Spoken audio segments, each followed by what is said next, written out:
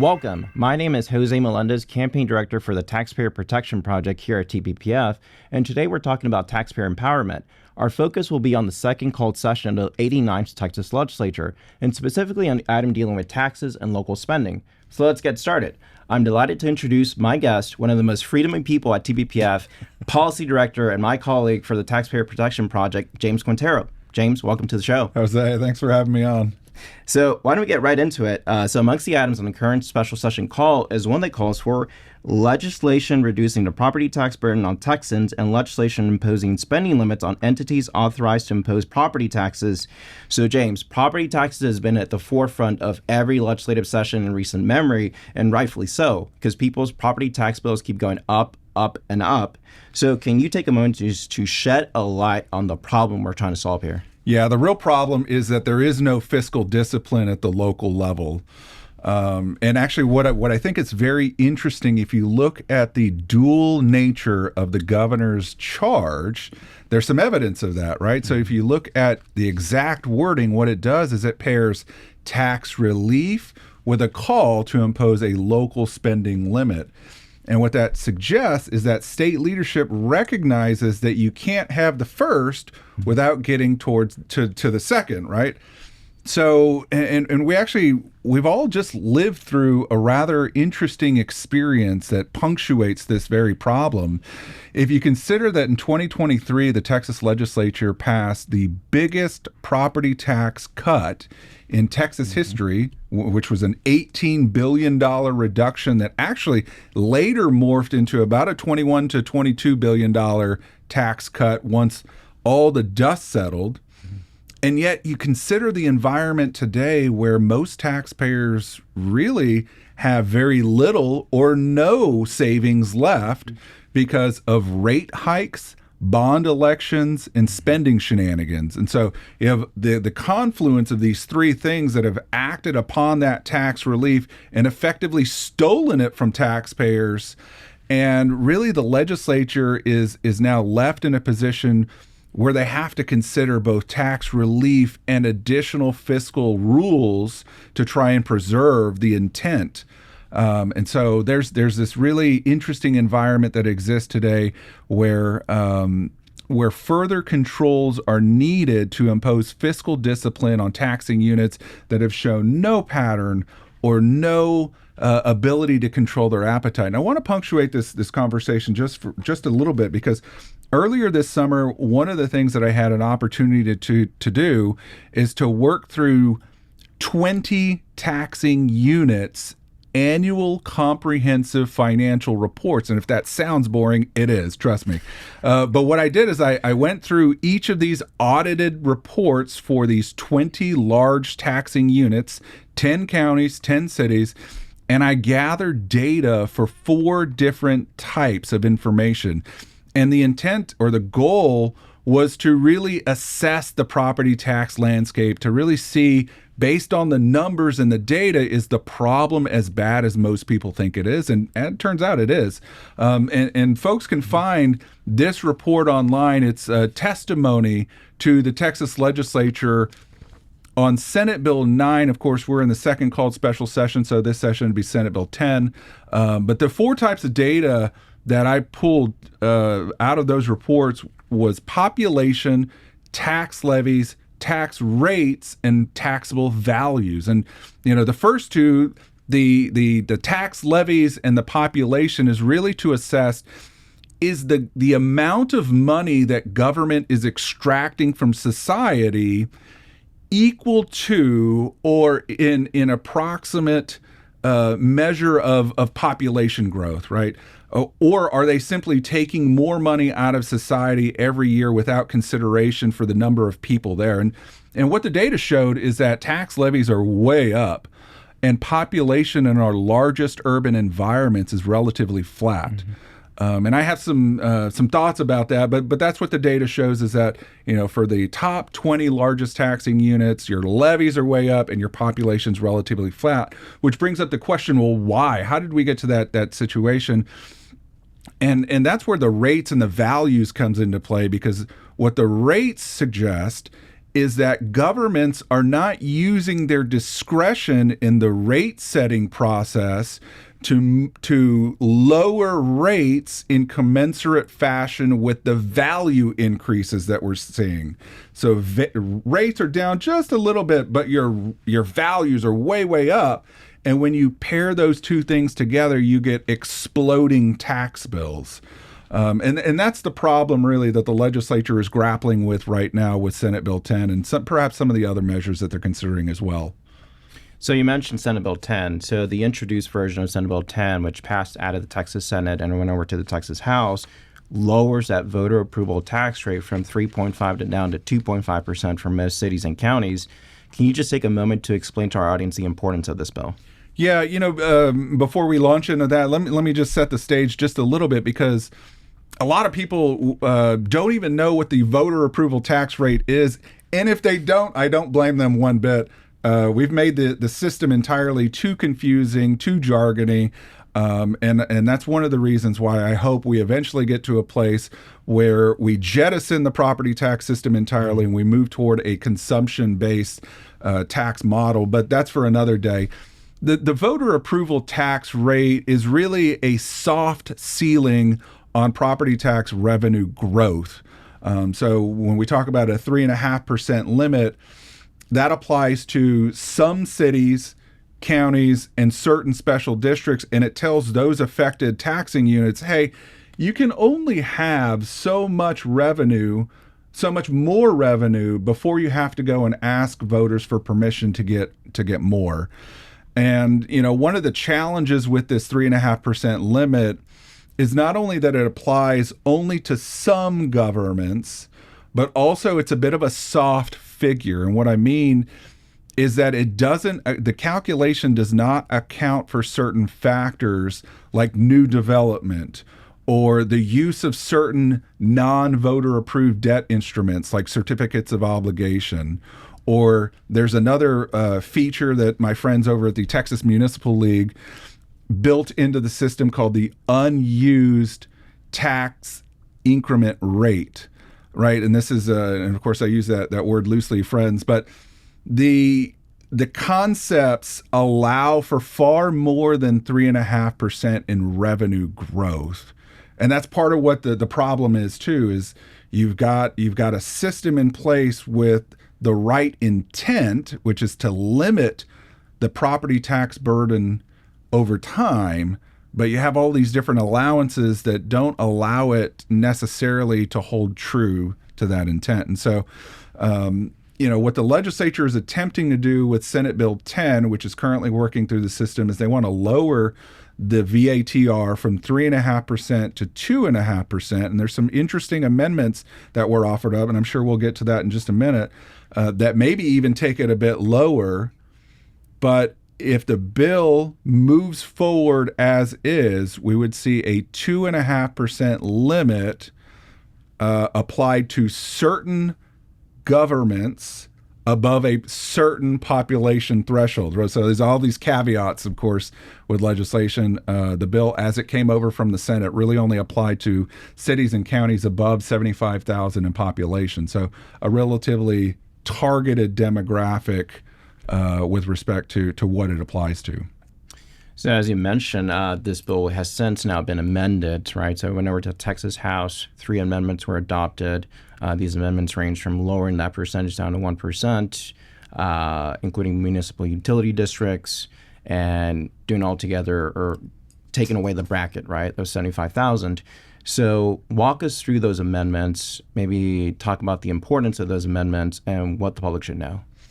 Yeah, it's a great question. So one of the amendments offered up by Representative Money would effectively eliminate the 75,000 population threshold and effectively impose that 2.5% standard on everyone. And I think that's a really good move in the right direction because, when you think about this revenue limitation that's been put into place, there's a couple of things that it does. One is it encourages more voter participation in the tax rate setting process. Secondarily, it also requires that governments explain large tax increases. And those two factors should not be exclusive to a certain subset of governments, but really it ought to be equally applied everywhere. And that's where Representative Money's amendment gets us to.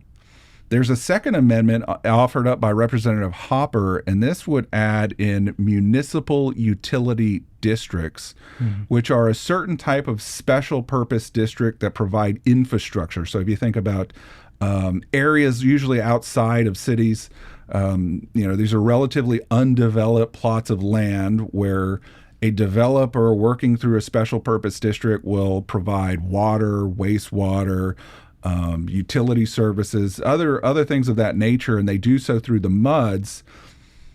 The amendment would apply that 2.5% standard to MUDs, which I think is good because where you're seeing lots of growth is not in your urban core, but rather it's outside the city center. So that's where all the people are being forced to move due primarily to affordability concerns.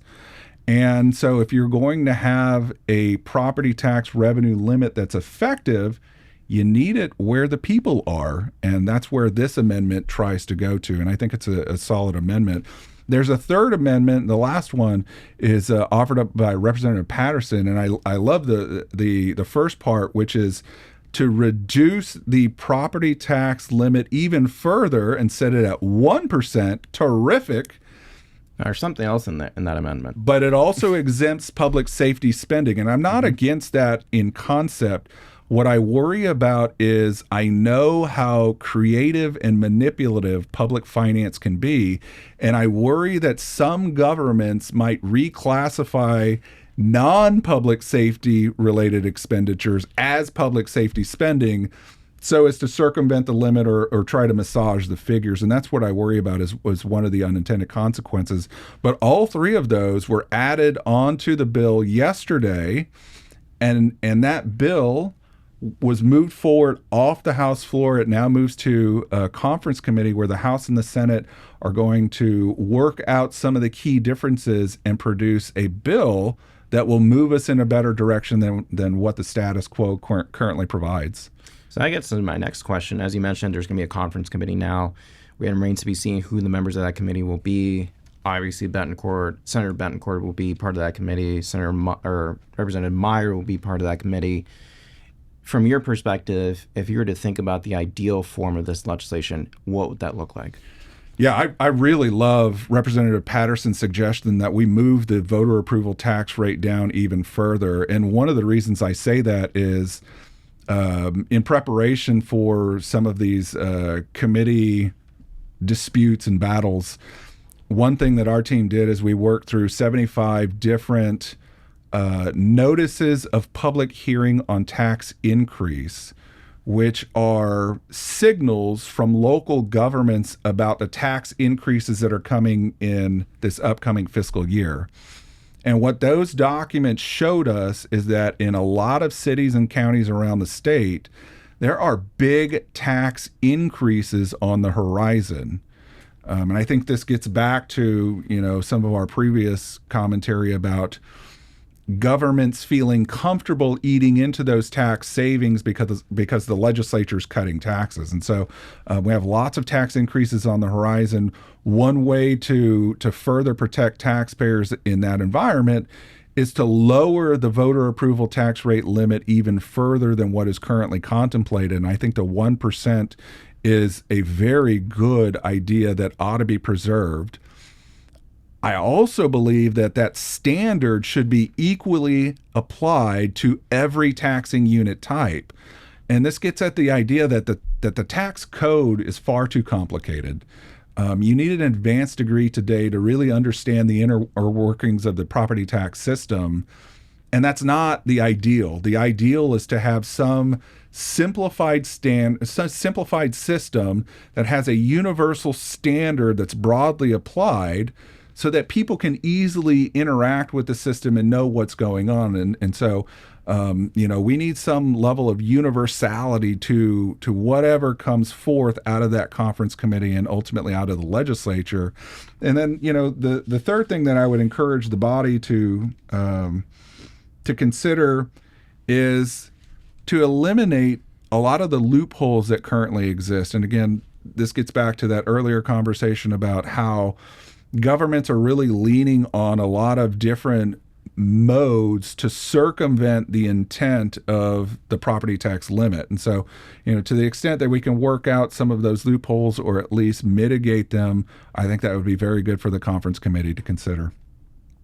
So, James, final question. As the special session comes to an end and we enter the interim, we've been told that tax reform will be at the forefront in the 90th session. So what are some ideas under the umbrella of tax reform that you think the legislature should start thinking about ahead of that next legislative session? Yeah, what a great question. So one of the things that I want to prepare our audience for is the fact that whatever the legislature does this special session, the property tax problem is going to persist. And part of the reason is that we have kind of a disjointed system where you have some jurisdictions that are still able to levy as much as an 8% tax increase, right? And that's usually the smaller, more rural governments. But you also have a 3.5% in place and a 2.5% in place, which the legislature is trying to equalize, but it looks like there may still be some jurisdictions that are able to levy as much as a 3.5% increase without voter approval. And again, that doesn't take into account all the various workarounds. So, once this thing comes out of the legislature, it probably won't take effect until the following fiscal year, because we're right now in the middle of tax and budget season. Everybody's adopting their tax rates on the basis of the old system. So the legislature is going to probably aim that reform toward the fiscal year that comes next year. So whatever tax bill you have right now, it's probably going to get a little bit worse. And that some of that also depends on whether or not voters ratify the three constitutional amendments coming up in November. Whatever the case, we're probably going to walk into the 2027 legislative session with continued property tax problems. And I think that's an opportunity for conservatives, because we need to make the case that we don't have a revenue problem, we have a spending problem. And what's very evident from today's environment is that, the legislature's trying its best to get a handle on the property tax, but local governments are finding monies elsewhere. They're raising fees, they're imposing new fines, they're seeking out other revenue streams, right? And it's all in service of maintaining their expenditure levels at a relatively high level. And so we need to be prepared to mount a robust campaign that seeks to limit local government spending, much like the governor's charge specifies. We need to have we need to be ready to move forward on an aggressive spending limit. And this is really where I've kind of been spending some of my time is trying to understand some of the best tax and spending limits in the nation and seeing what elements we can borrow from them so that we can offer up our own aggressive version in 2027. So that's one thing that I want to do. I've also been fascinated by what's happening in Florida. Florida has created these Doge teams where the state effectively sends out teams of auditors to some of its largest cities and counties to investigate their books and eliminate waste, fraud, and abuse. I think that's a terrific model that the legislature ought to consider and implement here in Texas. We, of course, did our own Doge-style reforms this last regular session, but that was more focused on the regulatory side of things. We need teams of investigators to go through the fiscal elements and see where are our local governments failing on taxes and budgets, and how can those monies be returned to taxpayers. And then, the last one that I'd consider, and this one is near and dear to my heart, we have an environment today that allows for taxing units, and school districts in particular, to adopt deficit budgets, where they're spending more than their income allows. We should not allow that. We need a balanced budget requirement that disallows our taxing units from spending more than their income affords. And so, those three items in particular, I hope that the legislature will consider next session as we move into, again, I think still a turbulent tax environment. And I suspect there might be some interest there. Well, thank you, James, for the invaluable information you've shared with our audience, and thank you so much for joining the show. Thanks, Jose. It's always a pleasure.